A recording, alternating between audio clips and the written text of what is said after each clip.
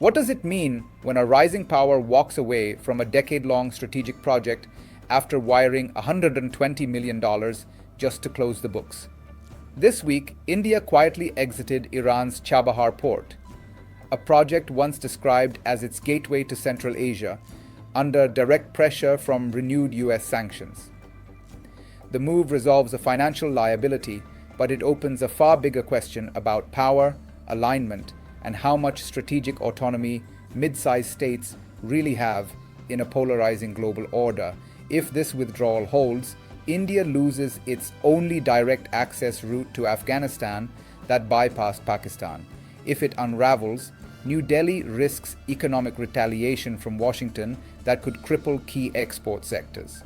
And if another power steps in to fill the vacuum, the balance of influence in the Indian Ocean region may shift in ways India has spent years trying to prevent. To understand why this matters, you have to rewind to Chabahar's original promise.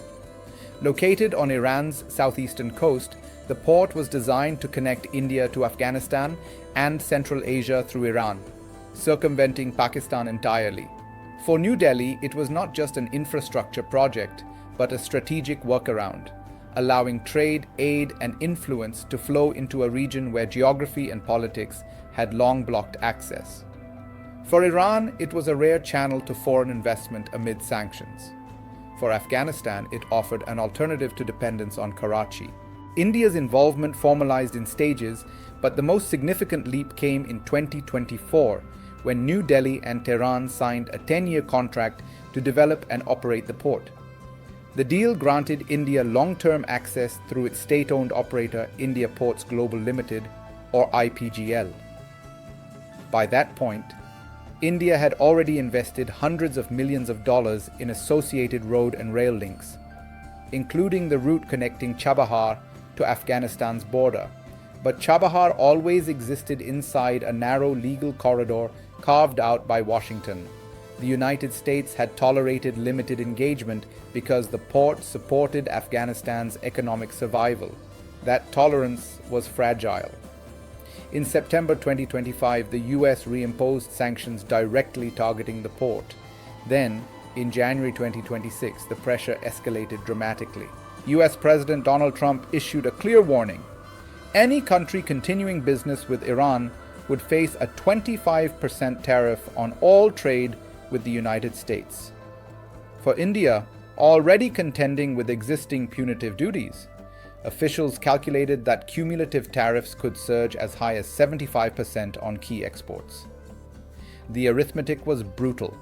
India's trade with Iran stood at roughly $1.68 billion annually, about 0.15% of its total trade. Its trade with the United States exceeded $190 billion. That disparity shaped everything that followed. Responding to the sanctions threat, India transferred approximately $120 million to Iran, fully settling its remaining financial commitment for Chabahar.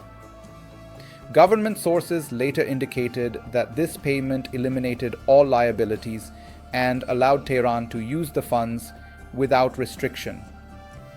The move was not an investment, it was an exit fee. Almost immediately, IPGL began dismantling its presence. Government-appointed directors resigned together. The company's website was taken offline. Officials described the process as an effort to shield individuals and entities from secondary sanctions. By late January, Indian officials privately acknowledged that remaining in the project was no longer viable under US pressure.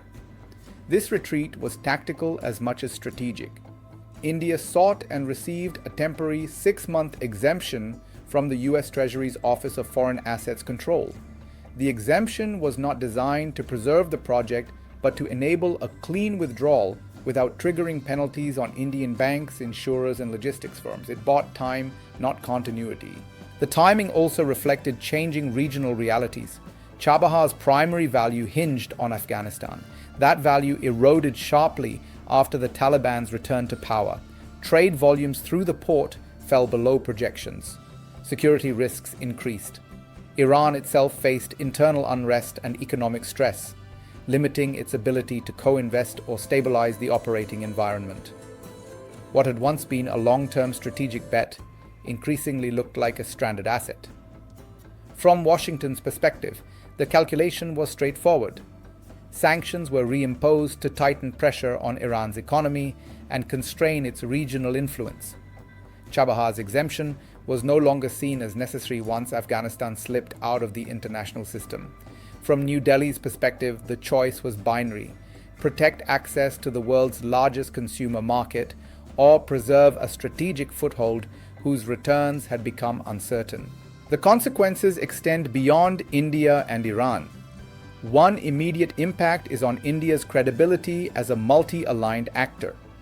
For years, New Delhi has argued it can maintain partnerships across competing blocs, engaging Washington, Moscow, Tehran, and Beijing without being subsumed by any.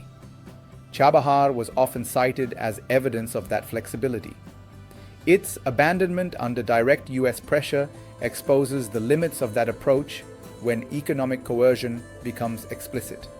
There are also regional ripple effects. India's withdrawal creates a vacuum at Chabahar. Analysts widely assess that China is well positioned to step in. Beijing has deeper financial reserves, fewer concerns about US sanctions, and an existing strategic partnership with Tehran.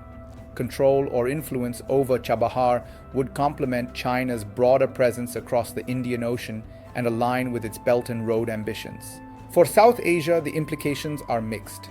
India loses a critical bypass around Pakistan, weakening its leverage in Afghanistan and Central Asia. Pakistan, meanwhile, retains its geographic advantage over land routes. For Afghanistan, the loss of Indian engagement further narrows its already limited trade options. For Iran, the immediate inflow of $120 million provides short-term relief, but the loss of a major partner deepens isolation. There are also sector-specific consequences inside India. While total trade with Iran is small, certain exports are highly concentrated. Basmati rice is the most prominent example, with Iran historically one of its largest buyers. Payment delays, banking disruptions, and shipping uncertainty are already affecting exporters, underscoring how sanctions ripple unevenly through economies. Two future paths now emerge. In one scenario, China or another actor fills the Chabahar gap, integrating the port into a different strategic network. India watches from the sidelines as a project it incubated becomes a tool for a rival's regional influence. In another scenario, Iran struggles to attract replacement investment under sanctions, leaving Chabahar underutilized and decaying, a symbol of missed opportunity rather than strategic realignment.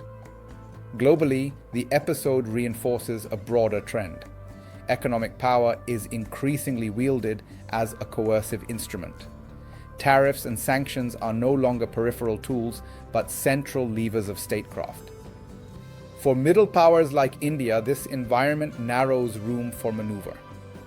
Choices framed as strategic autonomy often collapse into cost-benefit calculations driven by access to markets and capital. India's exit from Chabahar secures short-term economic insulation. It avoids tariffs that could disrupt manufacturing, employment, and export growth. But it also marks the surrender of a long-term regional vision built over years of diplomacy and investment. The trade-off is not abstract, it is structural.